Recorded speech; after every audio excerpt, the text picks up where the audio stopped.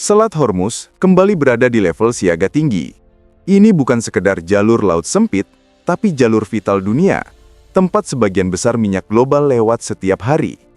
Jika kawasan ini terganggu, dampaknya langsung terasa ke ekonomi global. Yang membuat situasi ini berbeda adalah siapa saja yang terlibat. Amerika Serikat dan Iran berada di garis depan, sementara Rusia dan China ikut masuk dalam perhitungan. Artinya, ketegangan ini sudah melampaui konflik regional dan berubah menjadi isu kekuatan global. Amerika Serikat mulai mengerahkan pasukan secara cepat ke kawasan Teluk. Kapal perang, sistem pertahanan, dan dukungan logistik diposisikan untuk memastikan kesiapan penuh. Pergerakan ini dipantau langsung oleh China. Itu berarti setiap langkah Washington tidak hanya diperhatikan oleh Iran, tapi juga oleh kekuatan besar lain. Pada tahap ini, AS belum memutuskan perang. Mereka sedang menyiapkan pilihan sambil melihat reaksi lawan. Iran dan Amerika Serikat sama-sama melakukan latihan militer di area yang sangat dekat. Iran melakukan tembakan langsung, sementara kapal induk AS beroperasi di sekitar wilayah itu. Situasi seperti ini berbahaya bukan karena niat menyerang, tetapi karena risiko salah paham.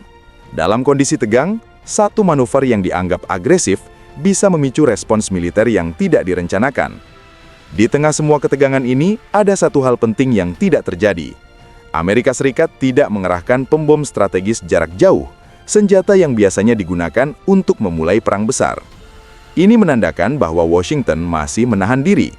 Tekanan memang dinaikkan, tetapi keputusan untuk menyerang secara penuh belum diambil. Pesan yang dikirim lebih bersifat peringatan daripada awal perang. Amerika Serikat menyadari bahwa pendekatan lama tidak bisa diterapkan di Iran. Cara menekan negara seperti Venezuela tidak akan efektif di sini. Iran memiliki kemampuan militer yang lebih kompleks dan kesiapan balasan yang jauh lebih besar.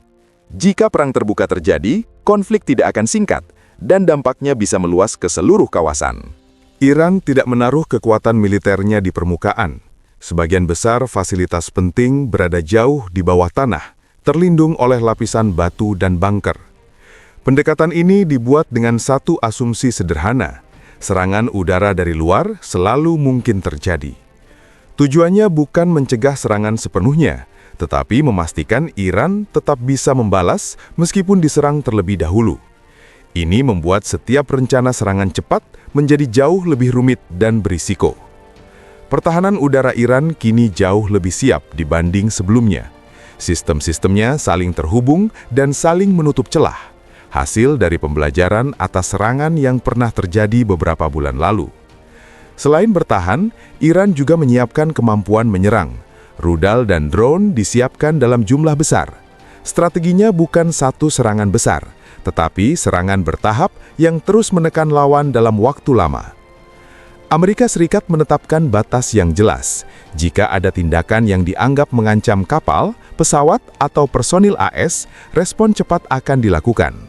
Namun, batas ini juga menunjukkan kehati-hatian.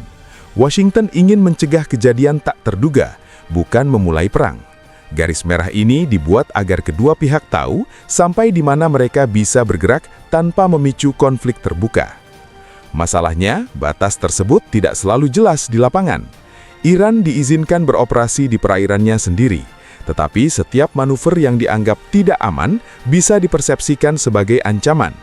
Akibatnya, jalur pelayaran sipil ikut terdampak. Kapal dagang berada di tengah ketegangan militer, dan satu kesalahan kecil bisa memicu eskalasi yang tidak diinginkan siapapun. Di balik layar, Rusia terus memperkuat posisi Iran. Pengiriman perlengkapan militer dilakukan secara rutin, membantu Iran menjaga daya tahannya jika konflik berlangsung lama. Bagi Rusia, langkah ini menguntungkan. Amerika Serikat tetap sibuk di Timur Tengah, sementara tekanan global terhadap Washington semakin besar. Iran tidak perlu menang cepat, cukup bertahan dan membuat konflik menjadi mahal bagi lawannya. China memilih peran yang tidak terlihat, tapi sangat berpengaruh. Dukungan yang diberikan ke Iran bukan dalam bentuk pasukan, melainkan teknologi. Kemampuan rudal dan sistem pendukung Iran diperkuat secara bertahap. Bagi Beijing, ini langkah aman. China tidak perlu terlibat langsung dalam konflik, tapi tetap bisa memperbesar tekanan terhadap Amerika Serikat. Iran menjadi mitra strategis sekaligus cara untuk menahan pengaruh Barat tanpa konfrontasi terbuka. Hubungan Iran, Rusia, dan Cina berkembang menjadi kerjasama keamanan yang nyata. Latihan militer bersama di kawasan Teluk dan sekitarnya menjadi pesan politik yang jelas. Tekanan terhadap Iran tidak lagi dihadapi sendirian. Kerjasama ini tidak berarti mereka akan berperang bersama, tetapi cukup untuk menaikkan resiko dan biaya jika konflik pecah. Amerika Serikat harus mempertimbangkan bahwa setiap langkahnya kini diawasi dan diperhitungkan oleh lebih dari satu kekuatan besar. Washington berada dalam posisi sulit. Menyerang terlalu keras beresiko memicu konflik regional besar. Terlalu lunak, kredibilitas sebagai kekuatan utama bisa dipertanyakan. Karena itu, Amerika Serikat memilih tekanan terbatas. Ancaman tetap ada, kekuatan tetap dikerahkan, tetapi pintu negosiasi tidak ditutup. Tujuannya menjaga kendali situasi tanpa kehilangan pengaruh.